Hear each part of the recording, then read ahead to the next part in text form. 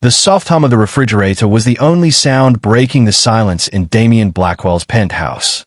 It was nearly midnight when he entered, coat still on, briefcase in hand, returning from a long meeting. The city skyline glowed outside the floor-to-ceiling windows, cold and distant, much like Damien himself. As he walked through the quiet space, a faint rustling sound came from the kitchen. He paused. Rounding the corner, he found Elena, his housemaid, standing with the fridge open. She froze as soon as she saw him, her hand hovering over a plastic container on the middle shelf. He narrowed his eyes. "Are you stealing?" She blinked rapidly, visibly startled, then quickly shut the fridge. "I wasn't. I was just." He stepped forward, voice flat. "You were just helping yourself to my food." "No, sir. You're dismissed," he said sharply, cutting her off. Effective immediately. Elena's shoulders slumped ever so slightly. She lowered her head. "Understood, sir." She didn't plead, didn't explain further. Just walked past him and disappeared into the hallway. Within minutes, he heard the quiet click of the front door closing behind her. Damien stood there for a few seconds, his jaw clenched, annoyed. He hated dishonesty, even in small forms. In his world, there was no room for gray areas. Still, as he moved to shut the fridge, something tugged at his thoughts. The way she had looked at him, not angry, not guilty, just tired. Hollow. Her eyes had been rimmed with something deeper than fear. Maybe sorrow, maybe something else entirely. He poured himself a glass of water and walked to the window, trying to shake the feeling. He had made the right decision, he told himself. But for some reason, that look wouldn't leave him. The next morning, Damien sat behind his massive glass desk in his corner office, staring blankly at the financial report glowing on his monitor. His fingers hovered over the keyboard, unmoving. The numbers were sound, the projection steady, but he couldn't focus. His assistant, Lena, stepped in to go over the morning agenda. She paused mid-sentence, noticing his distraction. "Everything all right, sir?" He looked up, startled slightly, then waved her off. "Fine, just tired." She hesitated, then continued reading the calendar aloud, but Damien barely heard her. After she left, he leaned back in his chair, tapping a pen against the desk. His mind drifted. He was 10 years old again, hiding at the top of the staircase in his childhood home. His mother was arguing with a nanny in the kitchen.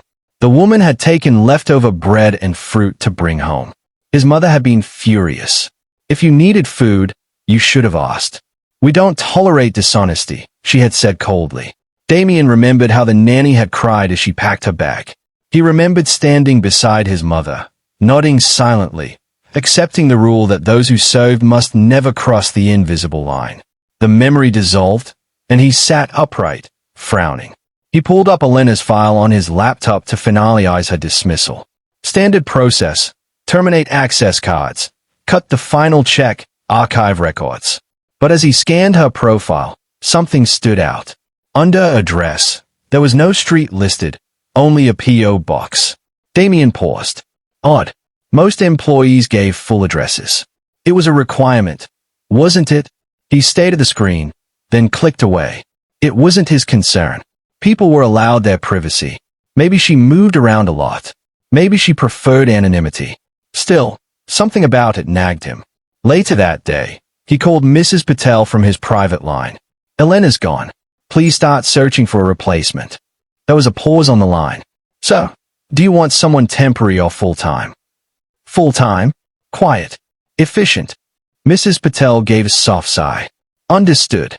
That night, Damien returned home to his penthouse. It was spotless, everything in its place. But it felt different. The air was too still.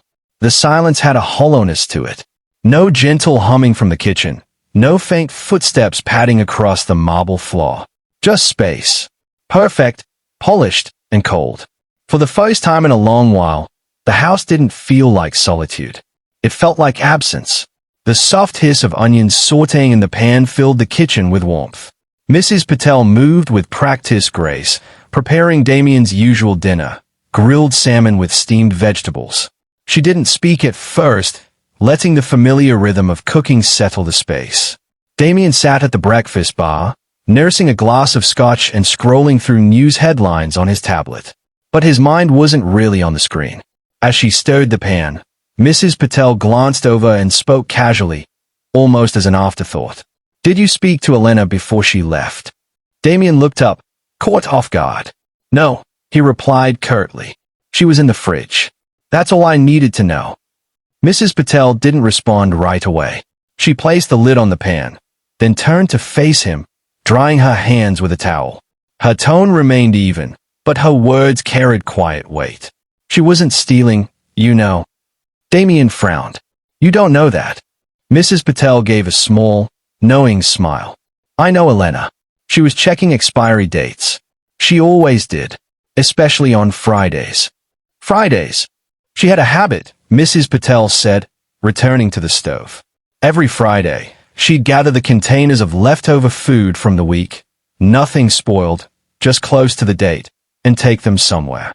Damien set his glass down slowly. "Where?" Mrs. Patel shrugged gently. "She never said. Just told me she hated waste. Said good food shouldn't end up in a trash bin." The silence thickened. Damien leaned back slightly, his mind turning. He thought about the nights he came home and found the fridge a little more organized than before. Containers stacked neatly, dates labeled and marker. He had assumed she was just meticulous, efficient. He hadn't wondered why. Now, the pieces began to shift in his mind, not into a clear picture yet, but enough to disturb his certainty. "She never took anything for herself," Mrs. Patel added quietly. "She didn't even eat during shifts. Said she preferred tea. Always polite. Always quiet." Damien's brow furrowed. He wanted to dismiss it, to let the matter go. But a strange discomfort stirred inside him. What if he had misjudged her? What if there had been more to that night than he saw? He stood abruptly. "I'm not hungry. Wrap it up. I'll eat later." Mrs. Patel didn't argue. She simply nodded and returned to the stove. As Damien walked out, her words followed him. Not loud, not accusing, but lingering like a whisper that refused to fade. She hated waste. The late afternoon sun cast a golden hue over the city as Damien sat behind the wheel of his matte black SUV, far from the penthouse and corporate towers he usually inhabited. The GPS had led him to a part of the city he hadn't visited in years, an older, worn neighborhood with cracked sidewalks, fading murals, and the faint smell of street food wafting from vendors. He pulled up outside a narrow brick building with a faded sign that read, Hope Haven Shelter and Community Center. He checked the P.O. box records again on his phone. This was the address linked to Elena's last known mailing point. He didn't know exactly what he was looking for. Part of him told himself this was unnecessary, maybe even foolish. But the seed of doubt Mrs. Patel had planted had grown into something he couldn't ignore. He sat in the car for a few minutes, watching people come and go, volunteers, children, tired-looking parents. And then he saw her, Elena. She was wearing jeans and a plain hoodie, her hair tied back in a simple bun. No uniform, no makeup. She looked smaller somehow without her maid attire, less like someone invisible, and more like someone quietly enduring. She carried a grocery bag and walked through the shelter's doors with a calm familiarity. She belonged here. Damien waited a beat, then climbed out of the car and followed. He entered the building slowly, trying not to draw attention. Inside, the scent of warm broth filled the air. Folding tables were lined up in rows, with families and volunteers sharing simple meals. The place buzzed with tired kindness. He stayed near the entrance, standing half-shadowed beneath a community bulletin board.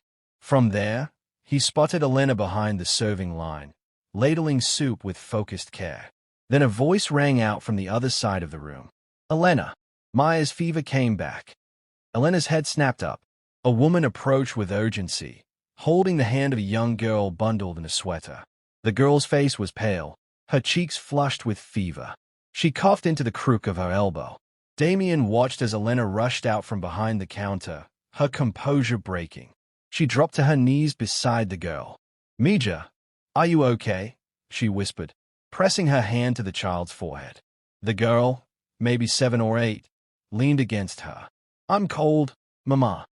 A volunteer staff member approached. "We're running low on ibuprofen, and we still haven't filled that antibiotic script." Elena nodded quickly. "I'll pick up another shift tomorrow. Can I work tonight too?" "Please. I'll do the dishes, scrub the floors, anything."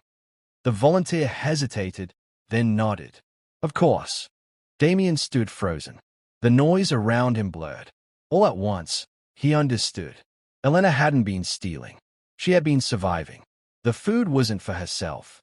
It was for her daughter, the same daughter now curled up on a bench wrapped in an old fleece blanket, coughing softly. He suddenly remembered the containers that had disappeared from his fridge on Fridays. Leftovers.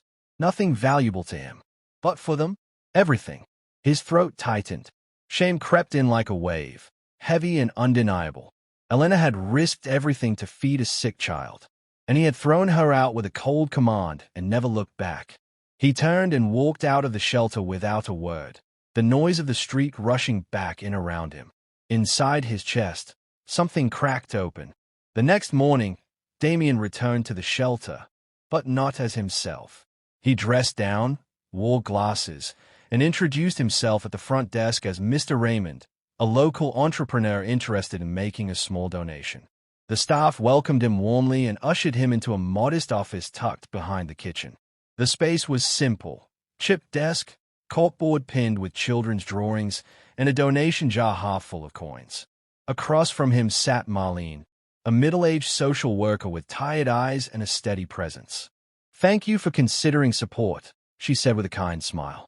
"We're always short on medicine and blankets, especially during the colder months." Damien nodded, keeping his voice low. "I've been hearing about some of the people you help here. There's one woman, Elena Cruz. I saw her working here yesterday." Marlene's expression softened. "Elena. She's something else. What's her story?" Marlene folded her hands on the desk. "She won't tell it herself, so I will. She works 3 jobs. One as a maid. Well, she did. One at a laundromat. And one here, part-time. Also, she can keep her daughter fed and under a roof." Damien kept his face still, though his hands clenched slightly in his lap. "She refuses charity," Marlene continued. "Wouldn't even apply for food stamps. Says she's not asking for handouts. Only wants honest work." "What about her daughter?" he asked, more softly now. "Maya's had health issues. Chronic respiratory stuff. Nothing life-threatening but expensive. Elena brings her here after school, gives her soup, helps her with homework, then works late. They sleep in one of the temporary units, but it's tight." Damien nodded slowly, swallowing hard. "I heard she was let go from her cleaning job." Marlene raised an eyebrow. "She told us she was fired for opening a fridge. Said she was taking expired leftovers home, food that was going to be thrown out anyway. She never took fresh groceries. Never. Said stealing would make her no better than the system she's trying to survive." There was a silence between them. Then Marlene added, almost to herself, "She once said, 'The rich throw away what could save lives. If I can't change the world, at least I won't waste what it gives me.'" The word struck Damien like a punch to the chest. He had accused her without asking. Assumed the worst. She hadn't taken anything valuable, not to him, anyway. But to her, every container, every leftover portion had been fuel for her child's survival. She never complained, Marlene said. Never asked for more. Just worked and loved her kid. Damien stayed at the floor for a moment, breath caught in his throat. "Thank you," he said quietly, rising to his feet. "If you want to help," Marlene added gently, "you don't need a checkbook. You just need to care." Damien nodded and left. For once in his life, the billionaire didn't feel powerful. He felt human. The sun was just beginning to set, casting long shadows across the courtyard behind the shelter. Volunteers stacked empty trays, wiped tables, and loaded bins into the back kitchen. The day's noise faded into a quiet hum of closure. Damien stood near the fence, waiting, no longer hiding, but not quite sure how to begin. He watched as Elena emerged through the back door, tired but still graceful in her movements. She pulled her hoodie closer around her shoulders, glancing around the lot as if instinctively alert to her surroundings. When her eyes landed on Damien, She stopped mid-step. Her expression froze, equal parts surprise and caution. She didn't approach. She didn't smile. She simply stood still. Damien took a slow breath and walked toward her. "Elena," he said gently. She straightened, spine stiff with instinct, jaw clenched tight. "Did you come to finish what you started?" "No," he replied quietly. "I came to say I was wrong." She narrowed her eyes, not out of anger, just disbelief. "I didn't understand," he continued. "I didn't ask. I judged. And that was inexcusable." Elena folded her arms. "It's not the first time someone like you judged someone like me." Damien lowered his gaze. "Why didn't you say something?" Her voice was calm, steady. "Because people like me don't get second chances. We get replaced. Quietly. Quickly. No one asks why we opened a fridge. They just lock the door behind us." He swallowed hard, her words cutting deeper than any boardroom negotiation ever had. "I want to offer you a job back," he said softly. "Full pay. Better hours. You deserve." "No," she said, her voice firm but not unkind. "Not right now. Not until Maya's better. That's all that matters." Damien hesitated, then reached into his coat and pulled out a folded envelope. "This isn't charity. It's accountability. Let me pay for Maya's treatment. Please." Elena didn't reach for it right away. "I don't want pity," she said.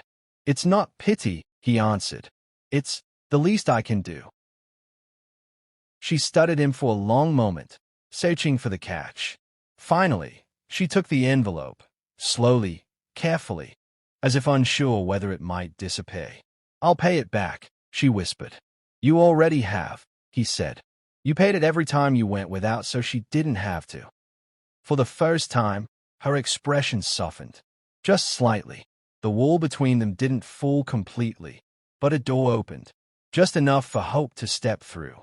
The hospital room was small but clean. Monitors beeped steadily beside Maya's bed, where she lay bundled in a soft blanket, color slowly returning to her cheeks. Elena sat beside her, holding her daughter's hand, watching her breathe with the focus only a mother knows. A nurse entered with a clipboard and a small smile. "You're all set for the next round of meds. Billing's been taken care of." Elena blinked. I haven't paid anything yet." The nurse glanced at the chart. "It says the expenses were covered by a private donor. Anonymous."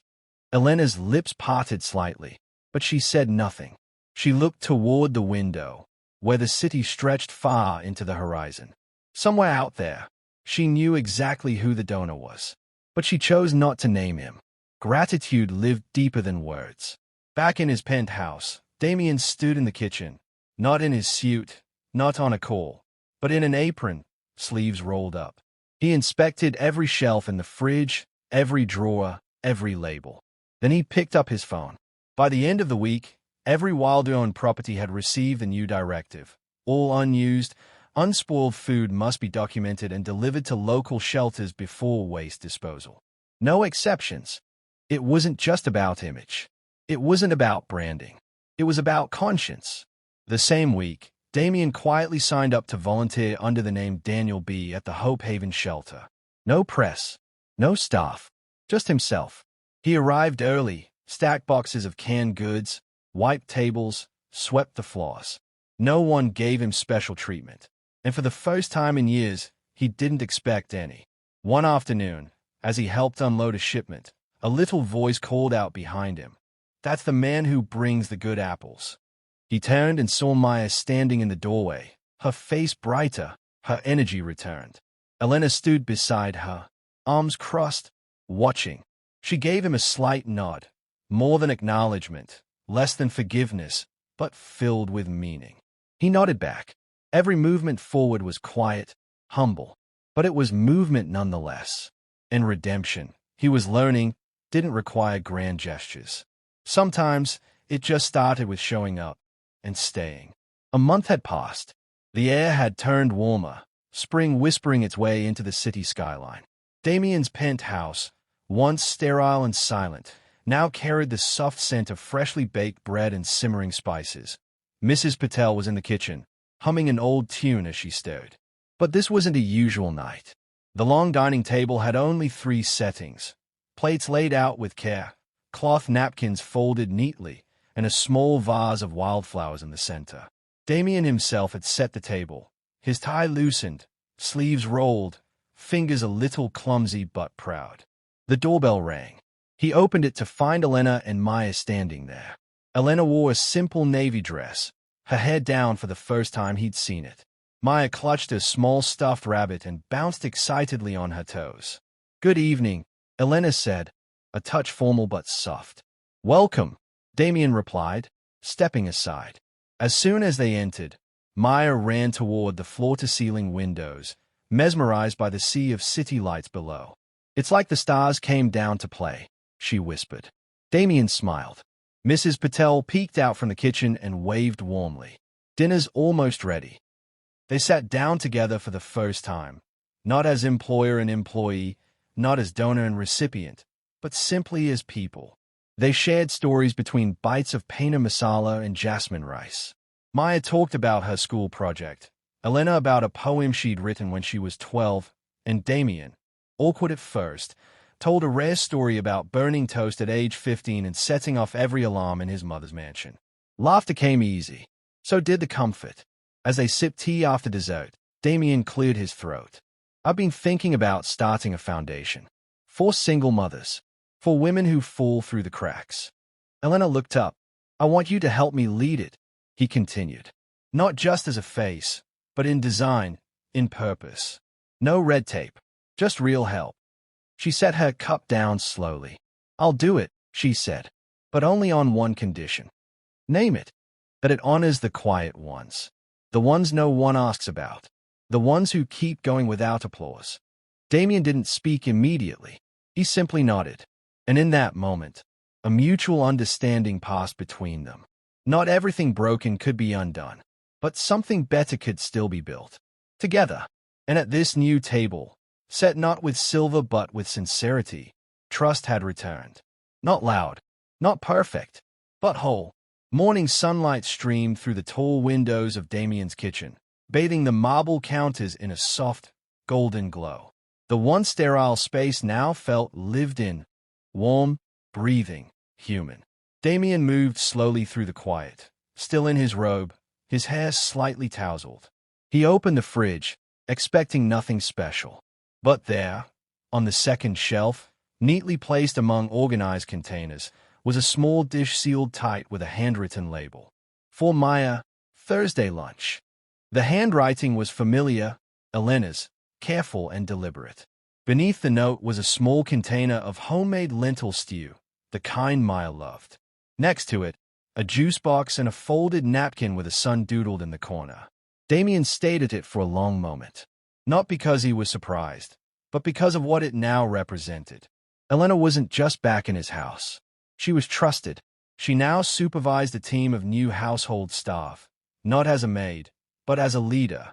She also ran the new Wilder Foundation for single mothers, managing outreach programs and overseeing food distribution from every restaurant in the chain. What had once been a place of silent suspicion, the fridge, was now a space of nourishment, love, and intention.